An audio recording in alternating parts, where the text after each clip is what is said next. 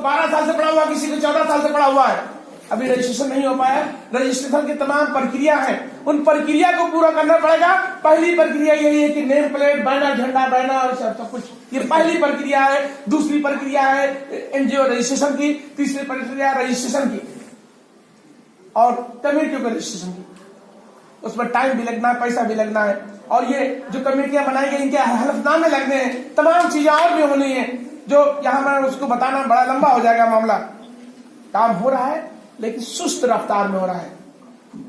आज साहब मेरे बॉम्बे में कहा था आपसे, आपके पूरी मुझे उस वादा लिया था कि जब तक मेरी जान में जान है और अगर ये बिरादरी मेरा साथ देती रहे, चाहे मुझे सब कुछ अपना तो कर्म देना पड़ा, मैं इसको रजिस्ट्रेशन करा के तभी जाऊंगा इंशाल्लाह। मैं किसी से भूख नहीं मांगता। एक बार मुझ पर इल्जाम लगाया गया कि चंदा मांग रहे हैं, ये गवाह है वसीम भाई वगैरह, गुड्डू भाई वगैरह, हम लोग इतना टहले हैं, अल्लाह ने इतना दिया है वसीम भाई को, उनको अल्लाह उसके हबीब का सदका है, आप लोगों की दुआ है। गुर्बत की इंतहा को देखा है हम लोगों ने, लेकिन उसके बावजूद भी जज्बा है कि अपनी बिरादरी के लिए, आने वाले नस्लों के लिए कुछ कर जाए। स्कूलों में जो बच्चों का हाल है या सोसाइटी में जो हमारी बिरादरी का हाल है, उसके लिए कुछ कर जाना चाहते हैं। जो जज्बा डॉक्टर भीमराव अम्बेडकर में था, जो जज्बा सर सैयद खान में था, वही जज्बा हमारी टीम में उभर के आया है। कुछ कर जाना चाहते हैं आपके लिए, कुछ लेने की हवस नहीं देने वाला अल्लाह बेटा, आप क्या दे सकते हैं? आप क्या दे सकते हैं? मुझ पर इल्जाम है कि मैं चंदा वसूल करता। हिंदुस्तान का एक आदमी भी अगर ये कह दे कि मैंने 10 रुपया भी डॉक्टर साहब को या उनकी कमेटी के किसी आदमी को, राष्ट्रीय कमेटी के किसी आदमी को अगर 10 रुपया भी चंदा दिया है, तो मैं उसके बदले में 10 लाख देने के तैयार हूं इसी जगह।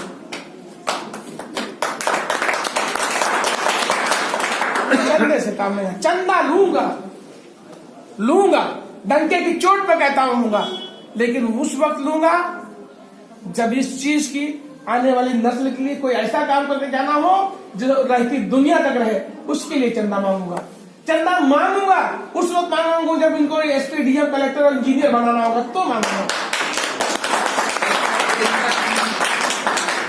आज हमारी बिरादरी में पूरे उत्तर प्रदेश की बात कर रहा हूं, राजस्थान तक की बात कर रहा हूं, सिर्फ और सिर्फ 2 आईएएस हैं, राजस्थान, बॉम्बे और यहां और दिल्ली, 4 स्टेट मिला के सिर्फ 2 आईएएस हैं, प्रमोट होके पहुंचे हैं, आईएएस डायरेक्ट नहीं हुए हैं। इससे पहले, आज से 10 साल पहले तक कम से कम 50 पीसीएस थे जो रिटायर हो चुके हैं। आने वाली नस्लें डॉक्टर तो हैं, इंजीनियर तो हैं, टीचर तो हैं, बाबू तो हैं, लेकिन एक भी आईएएस, पीसीएस, एमबीबीएस नहीं पैदा हो रहा हमारी बिरादरी में। ये अफसोस का मुकाम है। जब तालीम कम थी तो पीसीएस तक हुए, और जब आप तालीम आम हो रही तो हमारे बच्चे पीछे हो जा रहे हैं। ये सोचने का मुकाम है, सोचने का मुकाम है। जब गुर्बत की इंतहा थी तो हमारे लोग कुछ पढ़ लिख कर आगे गए, आईएएस रैंक तक पहुंचे। आज अल्लाह ने जब सब कुछ नवाज दिया है तो कुछ भी नहीं है। मैं अपने बिरादरी में आईएएस, पीसीएस, डॉक्टर, इंजीनियर, आलिम, फाजिल, मुफ्ती पैदा करना चाहता हूं। ये मेरा मिशन है, हमारी कमेटी का मिशन ये है। और जब इस मिशन में कोई जरूरत आएगी, इस मिशन में जरूरत आएगी, तो मैं आपके आगे दामन फैलाऊंगा दामन उस वक्त जब मजबूर हो जाऊंगा।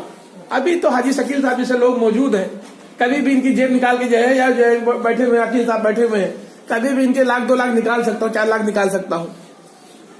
कोई मुझे 2-4-5 हजार में क्या देगा।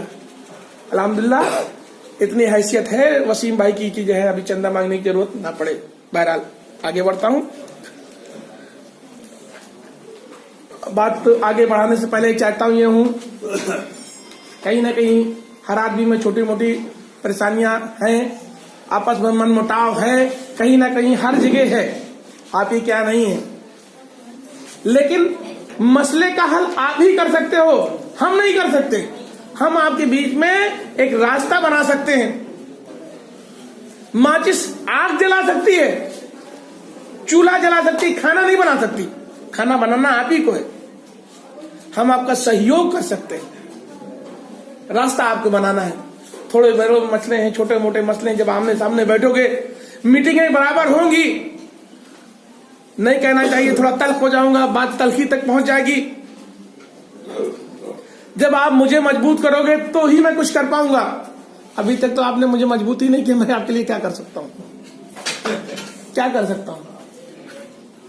मैं किसी मिनिस्टर के पास फोन करने के लायक नहीं हूं, किसी विधायक के पास फोन करने के लायक नहीं हूं। जब ये होता है कि हाँ इनके पीछे इतनी बिरादरी खड़ी हुई है, डॉक्टर भी देखते, बड़े बड़े नेता देखते, तमाम पार्टियों के लोग देखते कि नहीं डॉक्टर साहब के पीछे इनकी पूरी बिरादरी खड़ी है, तो मेरे एक फोन पर अभी जो आपने कहा सारे काम हो जाते,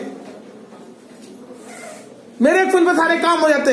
लेकिन अभी बल्लापुर के ही नेता नहीं जानते कि हाँ इनके पीछे इनकी बिरादरी खड़ी हुई है। आपने कभी इस काबिल मुझे बनाया होता तो आज सारे काम आपके हो जाए, आसान हो जाते। अपने लोगों को इस काबिल बनाओ कि आपके फोन पर, आपके थाने में, पुलिस में, यहाँ वहां सारे काम हो, तभी आपके काम चलेगा। वरना इस तरह से तमाम मामला, अपने बीच में लीडर पैदा करो, लीडरशिप पैदा करो, तो आपके मसले हल होंगे। बहरहाल थोड़ा सा आगे बढ़ते हैं।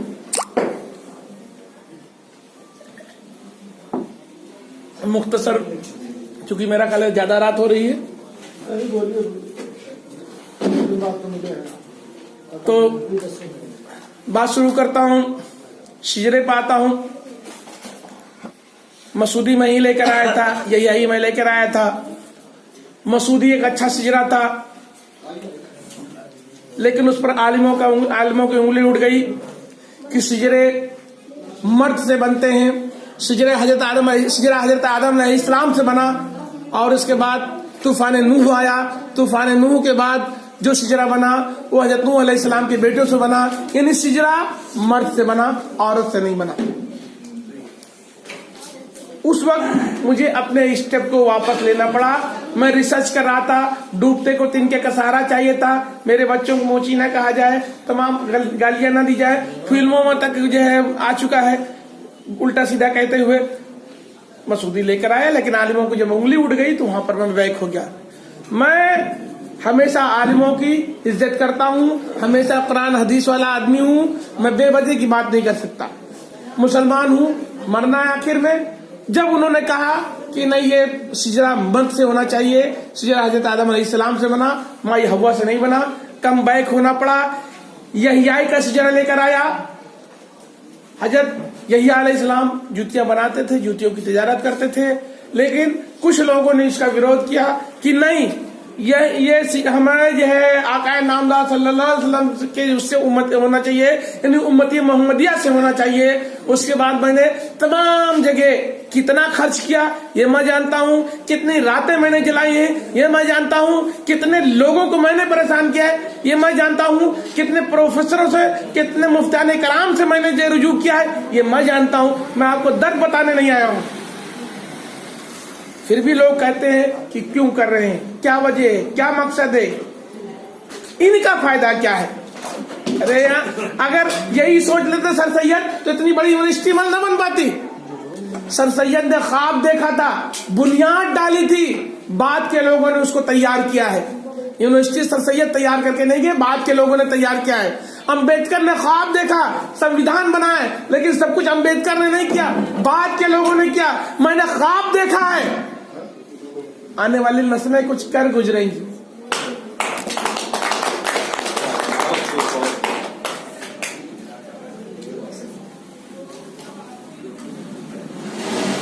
कुरान में